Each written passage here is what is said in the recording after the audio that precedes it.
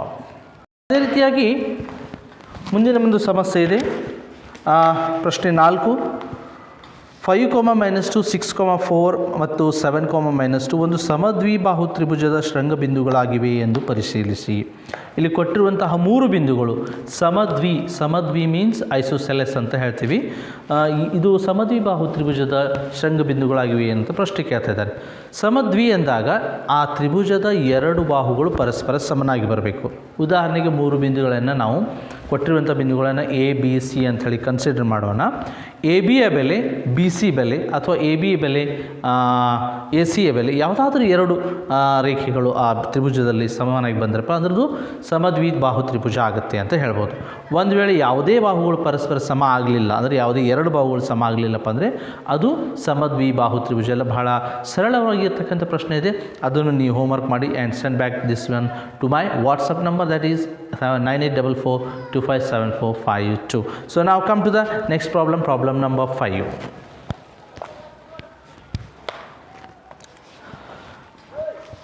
Now problem number 5 is, in a classroom 4 friends are there as shown in the figure. ಒಂದು ತರಗತಿಯಲ್ಲಿ 4 ಜನ ವಿದ್ಯಾರ್ಥಿಗಳು ಚಿತ್ರದಲ್ಲಿ ತೋರಿಸಿರುವಂತೆ ಕೂತಿದ್ದಾರೆ ಎ ಬಿ ಸಿ ಮತ್ತು ಡಿ ಬಿಂದುಗಳಲ್ಲಿ. ಓಕೆ, ಸೊ ಚಂಪಾ ಮತ್ತು ಚಮೇಲಿ ಈ 2 ವಿದ್ಯಾರ್ಥಿನಿಯರು ವರ್ಗಕೋಣೆಗೆ ಬರ್ತಾರೆ.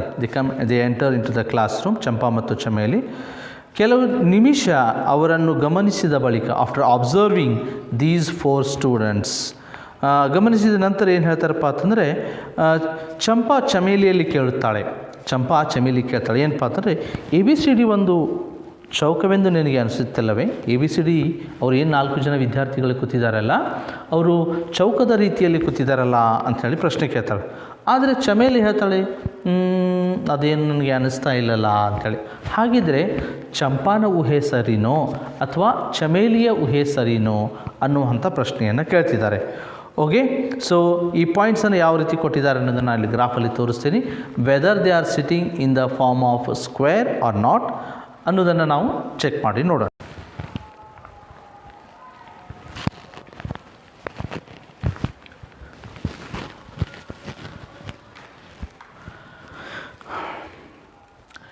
ಚಂಪಾ ಮತ್ತು ಚಮೇಲಿ ಈ ಪ್ರಶ್ನೆಯನ್ನು ಕೇಳ್ತಾ ಇದ್ದಾರೆ. ಏನಪ್ಪ ಅಂತಂದರೆ, ಈ ವರ್ಗಕೋಣೆಯಲ್ಲಿ ಕುಳಿತಿರ್ತಕ್ಕಂತಹ 4 ವಿದ್ಯಾರ್ಥಿಗಳು, ಎ ಬಿಂದುವಿನಲ್ಲಿ, ಬಿ ಸಿ ಮತ್ತು ಡಿ ಬಿಂದುವಿನಲ್ಲಿ ಕುಳಿತಿರ್ತಕ್ಕಂತಹ ವಿದ್ಯಾರ್ಥಿಗಳು, ಇವರು ಒಂದು ಚೌಕದ ರೀತಿಯಲ್ಲಿ ಅಥವಾ ಒಂದು ವರ್ಗದ ರೀತಿಯಲ್ಲಿ ಕುಳಿತುಕೊಂಡಾರೆ ಅಂತೇಳಿ ಚಮೇಲಿ ಕೇಳ್ತಾಳೆ.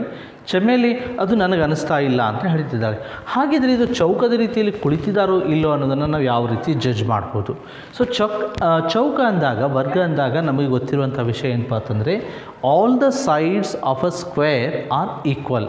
ಚೌಕದ ಎಲ್ಲ ಬಾಹುಗಳು ಪರಸ್ಪರ ಸಮನಾಗಿರ್ತವೆ. ಅಂದರೆ A B is equal to B C, B C is equal to C D, C D is equal to D A. Okay, ಸರಿ. ಆದರೆ ಈ 4 ಬಾಹುಗಳು ಪರಸ್ಪರ ಸಮನಾಗಿದ್ದರೆ ಮಾತ್ರ ನಾವು ವರ್ಗ ಅಂಥೇಳಿ ಅಥವಾ ಚೌಕ ಅಂಥೇಳಿ ನಿರ್ಧರಿಸಲಿಕ್ಕೆ ಸಾಧ್ಯ ಇಲ್ಲ. ಯಾಕಂದರೆ ರೋಂಬಸ್ ವಜ್ರಾಕೃತಿಯ ಒಂದು 4 ಬಾಹುಗಳು ಕೂಡ ಪರಸ್ಪರ ಸಮನಾಗಿರ್ತವೆ. ಹಾಗಾದರೆ ಇದು ವಜ್ರಾಕೃತಿನೂ ಕೂಡ ಆಗಿರಬಹುದು.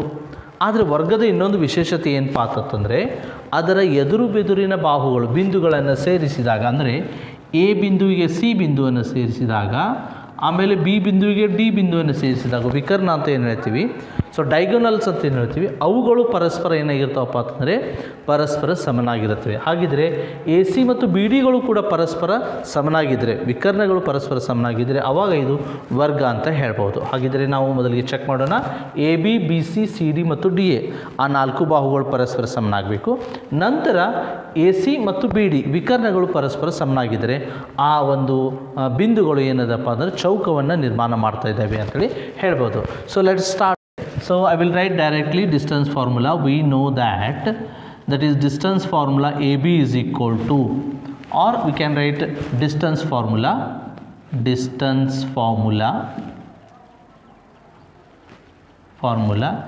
AB is equal to x2 minus x1 whole square plus y2 minus y1 whole square. This is under root. ಇದನ್ನು ನೀವು ರೂಟ್ ಒಳಗಡೆ ಇಡ್ಬೋದು. ಇಲ್ಲಿ ಸ್ಕ್ವೇರ್ ಇಟ್ಟು ಇದನ್ನು ರೂಟ್ ತೆಗಿಬೋದು as you wish. Okay, so ನಾವು first Now we are going to apply the distance formula. AB is equal to square root of x2 minus x1 whole square plus y2 minus y1 whole square. So x ನಿರ್ದೇಶಾಂಕಗಳ ನಡುವಿನ ವ್ಯತ್ಯಾಸ 6 minus 3, 6 minus 3, that is 3. Directly I will write 6 minus 3 is 3, so that is 3 square plus y2 minus y1, 7 minus 4, that is also 3, 3 square. So that is 3 square plus 3 square, that is 9 plus 9. 3 ವರ್ಗ 9, 3 ವರ್ಗ 9, 9 plus 9 is 18, root 18. So root 18 can be written as 9 into 2. 9 is a perfect square number, therefore 3 root 2 is the value of AB. AB ಬೆಲೆ ಎಷ್ಟು ಬಂತು? 3 root 2 ಬಂತು. ಅದೇ ರೀತಿಯಾಗಿ BC ಬೆಲೆಯನ್ನು ಕಂಡುಹಿಡಿಯೋಣ. BC equal to, so BC equal to, that is under root x2 minus x1, 9 minus 6, 9 minus 6 is 3 square, 4 minus 7, that is minus 3 square, 4 minus 7 is, that is minus 3. ಇಲ್ಲಿ 3 square ಅಂದರೆ 9 ಆಯಿತು. So minus 3 square is also 9. Minus into minus it becomes plus. Again it is root 18. So this is also same, 3 root 2. Now AB, BC are same. Let's see CD ಬೆಲೆಯನ್ನು ನೋಡೋಣ. ಎರಡು ಬಾಹುಗಳಿಗೆ ಪರಸ್ಪರ ಸಮ ಬಂದಿದ್ದಾವೆ. CD ಮತ್ತು AD ಬಾಹುಗಳು ಪರಸ್ಪರ ಸಮ ಬರ್ತಾವೋ ಇಲ್ಲ ಅನ್ನೋದನ್ನು ನೋಡೋಣ. CD ಬೆಲೆ x ನಿರ್ದೇಶಾಂಕಗಳ ನಡುವಿನ ವ್ಯತ್ಯಾಸ, that is 9 minus 6. CD 9 minus 6 is 3 square. 9 minus 6 is 3, it's a square, and 4 minus 1, 4 minus 1 is also 3 square. So that is 3 square is 9, 9 plus 9 is 18. Again this is also 3 root 2. And let's come to the last part, that is DA ಬಿಂದು, DA ದೂರ. So that is 6 minus 3, x ನಿರ್ದೇಶಾಂಕಗಳ ನಡುವಿನ ವ್ಯತ್ಯಾಸ, 6 minus 3 is 3 square, 1 minus 4, that is minus 3, it's a square. So ಇದು ಕೂಡ 9 plus 9 ಆಯಿತು. 9 plus 9 is 18. So 18 is nothing but 3 root 2. All the sides are equal. AB is equal to BC, BC is equal to CD, CD is equal to DA. ಆದರೆ ಇಲ್ಲಿಗೆ ಮುಗಿಲಿಲ್ಲ. ನಿಮ್ಗೆ ಇನ್ನೊಂದು ಅಂಶ ಹೇಳಿದೆ ನಾನು, ಏನಪ್ಪ ಅಂದರೆ AC ಮತ್ತು BD ಅಂದರೆ ವಿಕರ್ಣಗಳು, ಎದುರು ಬದುರಿನ ಬಿಂದುಗಳನ್ನು ಸೇರಿಸುವಂಥ ರೇಖೆಗೆ ವಿಕರ್ಣ ಅಂತ ಕರಿತೀವಿ ಅಥವಾ ಡೈಗೋನಲ್ಸ್ ಅಂತ ಕರಿತೀವಿ. ಆ ಡೈಗೋನಲ್ಸ್ಗಳು ಪರಸ್ಪರ ಸಮನಾಗಿದ್ದರೆ ಮಾತ್ರ ಇದು ಚೌಕ ಅಂತ ಹೇಳ್ಬೋದು. ಓಕೆ, ಸೊ ನಾವು ಅದನ್ನು ಕೂಡ ಕ್ಯಾಲ್ಕುಲೇಟ್ ಮಾಡೋಣ. ದೇರ್ಫೋರ್ ನಾವು ದ ಡೈಗೋನಲ್ಸ್, ನಾವು the distance between points A and C, that is AC, and ಅದೇ ರೀತಿಯಾಗಿ B and D, that is BD. So AC value that is 9 minus 3. 9 minus 3 is 6 square. 4 minus 4, 4 minus 4 is 0. 4 minus 4 is 0. So 6 square is root 36. 36 is nothing but 6. So it is 6 unit. ಅದೇ ರೀತಿಯಾಗಿ ಇನ್ನೊಂದು ವಿಕರ್ಣ BD ಅನ್ನು ನೋಡೋಣ. So BD 6 minus 6, here it is 0 square. 7 minus 1 is 6 square. So this is 0 square is 0, root 36. 6 square is 36, therefore 6. So ಹಾಗಿದ್ರೆ ವಿಕರ್ಣಗಳು ಪರಸ್ಪರ ಸಮನಾಗಿದ್ದವು, ಅದೇ ರೀತಿಯಾಗಿ ಎಲ್ಲ ಬಾಹುಗಳು ಪರಸ್ಪರ ಸಮನಾಗಿದ್ದಾವೆ. ಆದ್ದರಿಂದ ಈ 4 ಬಿಂದುಗಳು, ಆ 4 ವಿದ್ಯಾರ್ಥಿಗಳು ಕೂತಿರ್ತಕ್ಕಂತಹ ಬಿಂದುಗಳು ಏನಪ್ಪ ಅಂತಂದರೆ ಚೌಕವನ್ನು ನಿರ್ದೇಶಿಸ್ತಾ ಇದ್ದಾವೆ. ಹಾಗಿದ್ರೆ ನೀವು ಕೊನೆಗೆ ಕನ್ಕ್ಲೂಷನ್ನ ಬರೀತಿ ಏನಪ್ಪ ಅಂತಂದರೆ, ಚಂಪಾ ಹೇಳಿದ್ದು ಸರಿ. ಏನಪ್ಪ ಅಂತಂದರೆ A, B ಮತ್ತು C, D ಬಿಂದುಗಳಲ್ಲಿ ಕುಳಿತಿರ್ತಕ್ಕಂಥ ವಿದ್ಯಾರ್ಥಿಗಳು ಚೌಕಾಕಾರದಲ್ಲಿ ಕುಳಿತುಕೊಂಡಿದ್ದಾರೆ. ಯಾಕಪ್ಪ ಅಂತಂದರೆ therefore we can give the reason. AB is equal to BC and BC is equal to, that is CD equal to DA. all sides are equal. ಎಲ್ಲ ಬಾಹುಗಳು ಸಮನಾಗಿವೆ. all sides are equal. ಇಷ್ಟೇ ಆದರೆ ಮುಗಿಯೋದಿಲ್ಲ. and AC is equal to BD. AC is equal to BD. diagonals are equal. diagonals ವಿಕರ್ಣಗಳು ಪರಸ್ಪರ ಸಮನಾಗಿವೆ, equal. therefore ABCD is a square. ಆದ್ದರಿಂದ ABCD ಒಂದು ಚೌಕವನ್ನು ನಿರ್ದೇಶಿಸ್ತಾ ಇದೆ.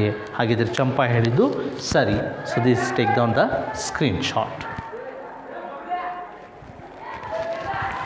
Next question number 7. Find the points on the x-axis which is equidistant from 2, -5 and -2, 9.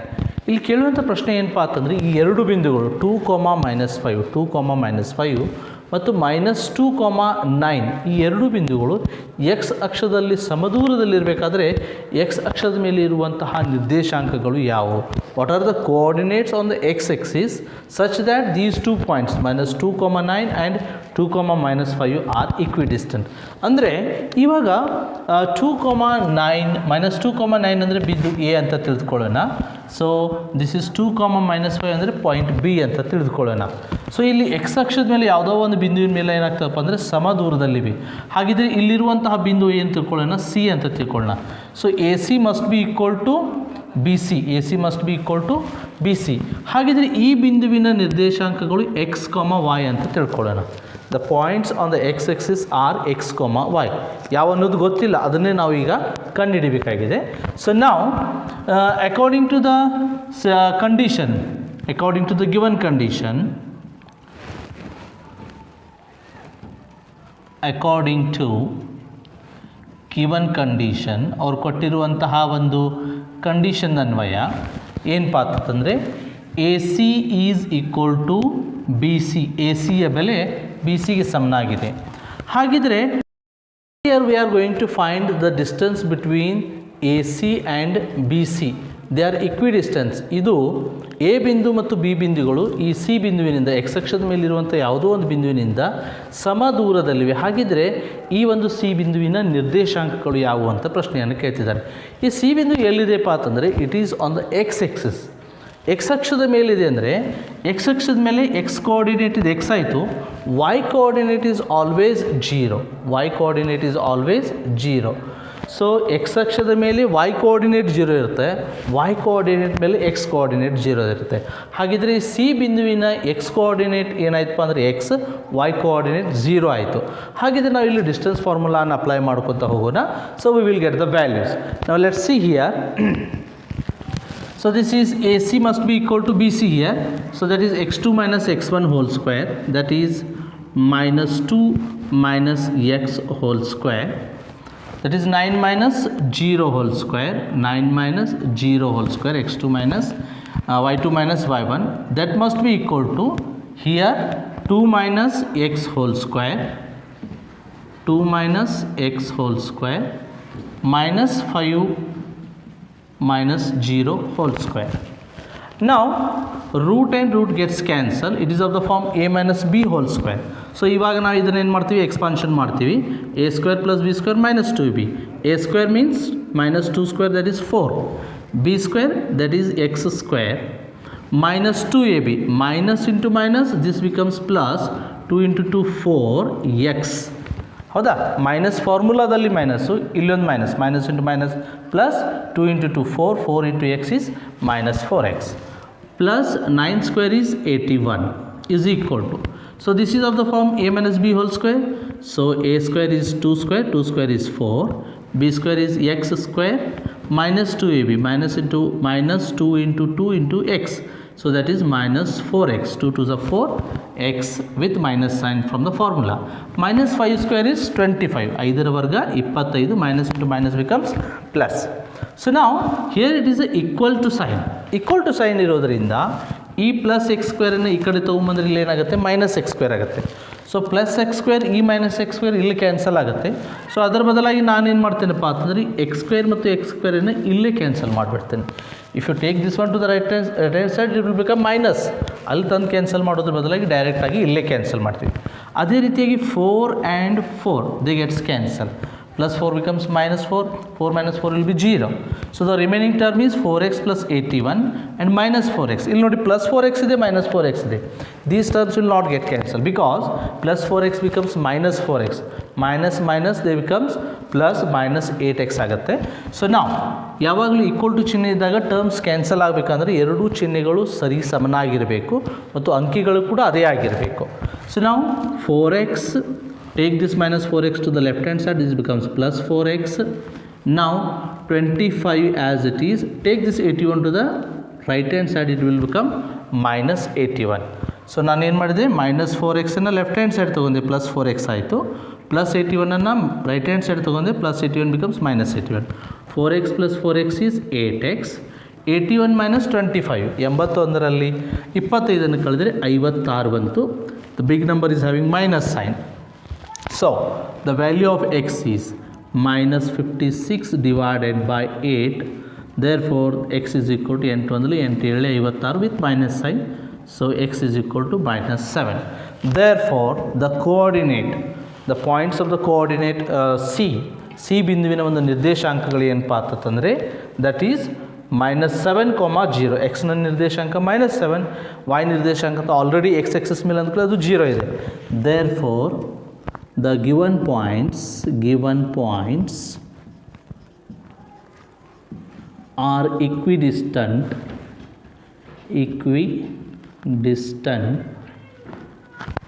from the point. ಈಗ ನಾವು ಪಾಯಿಂಟನ್ನು C ಅಂತ ತಿಳ್ಕೊಂಡಿದ್ದೀವಿ, point C that is minus 7, 0. ಈ ಎರಡೂ ಬಿಂದುಗಳು minus 7, 0ದಿಂದ ಸಮ ದೂರದಲ್ಲಿವೆ ಅಂತ. ಸೊ ನೀವೇನು ಬರೀತೀರಿ, ಇಲ್ಲಿ ಕೊಟ್ಟಿರುವಂತಹ ಎರಡು ಬಿಂದುಗಳು ಸಿ ಆಫ್ minus 7, 0ದಿಂದ ಸಮ ದೂರದಲ್ಲಿವೆ ಅಂಥೇಳಿ ಬರೀಬೇಕು. So take down the screenshot and come to the next problem. Now the last problem of this exercise 7.1 is find a relation between x and y such that the point x, y is equidistant from the point 3, 6 and minus 3, 4. ಪ್ರಶ್ನೆ ಏನಪ್ಪ ಅಂತಂದರೆ x, y ಬಿಂದುವು 3, 6 ಮತ್ತು minus 3, 4 ಬಿಂದುಗಳಿಂದ ಸಮಾನ ದೂರದಲ್ಲಿದ್ದರೆ x ಮತ್ತು yಗಳ ನಡುವಿನ ಸಂಬಂಧವನ್ನು ಕಂಡುಹಿಡಿಯಿರಿ ಅಂಥೇಳಿ ಹೇಳ್ತಿದ್ದಾರೆ. ಸೊ ಇವಾಗ ಇದರ ಸಂಬಂಧವನ್ನು ಕಂಡುಹಿಡಿಬೇಕಾಗಿದೆ. So we have to find the relation. Now consider these are the 2 points A and B whose coordinates are 3, 6 and point B minus 3, 4. ಈ ಎರಡೂ ಬಿಂದುಗಳು ಈ ಒಂದು ಕೊಟ್ಟಿರುವಂತಹ ಬಿಂದುವಿನಿಂದ ಸಮಾನ ದೂರದಲ್ಲಿವೆ. So A C is equal to B C. A ಸಿಯ ಬೆಲೆ ಏನಿದೆ ಬಿ ಸಿಗೆ ಸಮನಾಗಿದೆ. ಸೊ ಇದರ ಒಂದು ನಿರ್ದೇಶಾಂಕಗಳು ನಮ್ಗೆ ಗೊತ್ತಿಲ್ಲ. So we are going to consider the coordinates of the point C are x, y. C ಬಿಂದುವಿನ ನಿರ್ದೇಶಾಂಕಗಳು x ಮತ್ತು y ಅಂತ ತಿಳಿದುಕೊಳ್ಳೋಣ. ಸೊ ಇವಾಗ ಏನು ಅರ್ಥ ಆಯಿತು ನೋಡಿ, ಸಿ ಬಿಂದುವಿನಿಂದ ಎ ಬಿಂದು ಮತ್ತು ಸಿ ಬಿಂದುವಿನಿಂದ ಬಿ ಬಿಂದು ಸಮಾನ ದೂರದಲ್ಲಿವೆ. ಹಾಗಿದ್ರೆ ಈ x ಮತ್ತು yಗಳ ನಡುವಿನ ಸಂಬಂಧವನ್ನು ಕಂಡುಹಿಡಿಯಿರಿ ಅಂತ ಹೇಳ್ತಿದ್ದಾರೆ. ಸೊ ನಾವು ಡಿಸ್ಟೆನ್ಸ್ ಫಾರ್ಮುಲಾನ ಅಪ್ಲೈ ಮಾಡೋಣ.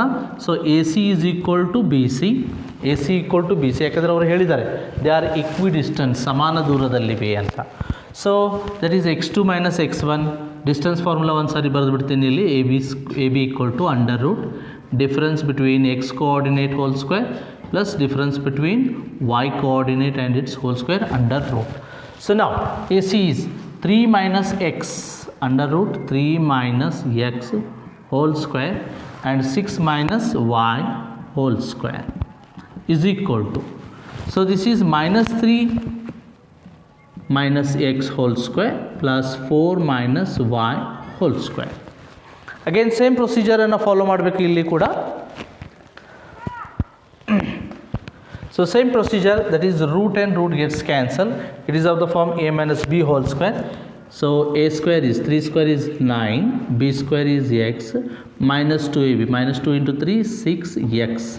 So it is of the form a minus b whole square. ಇದರ ಎಕ್ಸ್ಪಾನ್ಷನನ್ನು ಬರೆದಿವಿ. ಇದು ಕೂಡ ಅದೇ ರೀತಿ a square plus b square minus 2ab. a square is 36, that is 6 square. b square is y square minus 2ab. So that is minus 2 into 6 into y, that is 12y minus 100y is equal to, this is minus 3 square, that is 9. 3ರ ವರ್ಗ 9 minus into minus plus ಆಗುತ್ತೆ. So minus x square becomes plus x square. a square plus b square minus 2ab. ಇಲ್ಲಿ ನೋಡಿ minus into minus ಇಲ್ಲಿ ಏನಾಗುತ್ತೆ plus ಆಗುತ್ತೆ. So 2 into 3 6x, right? So this is A square plus B square minus ಇರುತ್ತೆ, minus into minus ಇಲ್ಲೊಂದು minus ಇರೋದ್ರಿಂದ plus ಆಯಿತು. So ನಾವು ಪ್ಲಸ್ 4ರ ವರ್ಗ 16 A square plus B square minus 2ab. 2 into 4 is 8y. So ಇಲ್ಲಿಯೂ ಕೂಡ 7 ಆಗಿರ್ತಕ್ಕಂಥ ಟರ್ಮ್ಸನ್ನು cancel ಮಾಡೋಣ. X square and X square first term the gets cancel and 9 and 9 the gets cancel. ಮತ್ತೇನಾದರೂ term cancel ಆಗುತ್ತೆ? S. So this y square and y square term gets cancel. ಉಳಿದಿರ್ತಕ್ಕಂಥದ್ದು ಇದರಲ್ಲಿ -6 ಇದೆ, +6x ಇದೆ, ಕ್ಯಾನ್ಸಲ್ ಆಗೋದಿಲ್ಲ. So I will write this one 6x as it is. Then this is -6x ಅನ್ನು ಈ ಕಡೆ ತೊಗೊಂಬರೋಣ, +6x ಆಯಿತು. Then afterwards -8y as it is, -12y ಈ ಕಡೆ ತೊಗೊಂಬರೋಣ, +12y ಆಯಿತು. -6x ಅನ್ನು ತೊಗೊಂಡ್ವಿ, -12y ಅನ್ನು ಕೂಡ ತೊಗೊಂಡ್ವಿ. So +16 as it is and take this +36 to the right hand side, it becomes -36. ಈ ಮೂರು ಟರ್ಮ್ಸನ್ನು ಏನು ಮಾಡಿದೀವಪ್ಪ ಅಂತಂದರೆ ಈ ಕಡೆ ನೀವು ರೈಟ್ ಹ್ಯಾಂಡ್ ಸೈಡಿಗೆ ತೊಗೋತೀರಿ, ಪ್ಲಸ್ ಇದ್ದಿದ್ದು ಮೈನಸ್, ಮೈನಸ್ ಇದ್ದಿದ್ದು ಪ್ಲಸ್ ಆಯಿತು. ನಾವು so nothing is remaining in the left hand side, that is equal to 0. 6x + 6x ಈಸ್ 12x. 12ರಲ್ಲಿ 8ಅನ್ನು ಕಳೆದಾಗ 4y. ಸೊ 36 - 16 that is 20. The big number is having minus sign, so that is -20. So 12x - 4y - 20 equal to 0. But you can see here the 4 is common term. Even ಮೂರು ಟರ್ಮ್ಸ್ಗಳಲ್ಲಿ 4 common ಇದೆ. You can take 4 common. So we can write this one as 4 into bracket 3x - y - 4 5 is 20. So 4ಅನ್ನು ಈ ಕಡೆ ತೊಗೊಂಬಂದರೆ 0/4 ಆಗುತ್ತೆ. If you take this 4 to the right hand side, left hand side 0/4. 0 upon any term will be 0. So 0 upon any term will be 0. So that's why we can write 3x - y - 5 equal to 0. ಹೌದಾ? So 0/4 is nothing but 0. So 3x - y - 5 equal to 0 is the relation between x and y. ಇದು 3x - y - 5 equal to 0, x ಮತ್ತು yಗಳ ನಡುವೆ ಇರುವಂತಹ ಸಂಬಂಧ ಅಂಥೇಳಿ ಹೇಳ್ಬೋದು. Okay, I hope you understood this all the problem. So this is the completion of exercise 7.1 and you are going to study 7.2 in the next class. That is the formula of section formula. That is the formula, section formula, that is x is equal to m1x2 plus m1x2 plus m2x1 divided by m1 plus m2 and m1y2 plus m1y1 you are going to study about the section formula, that is x comma y is equal to m1x2 plus m2x1 divided by m1 plus m2 and m1y2 plus m2y1 divided by m1 plus m2. ಅದರ ಬಗ್ಗೆ ನಾನು ಮುಂಬರುವಂಥ ಒಂದು ವರ್ಗದಲ್ಲಿ ನಿಮ್ಮ ಕ್ಲಾಸಲ್ಲಿ ತಿಳಿಸ್ಕೊಡ್ತಾ ಇದ್ದೀನಿ. ಅಲ್ಲಿವರೆಗೆ take care. Thank you one and all and wish you all the best. Thank you.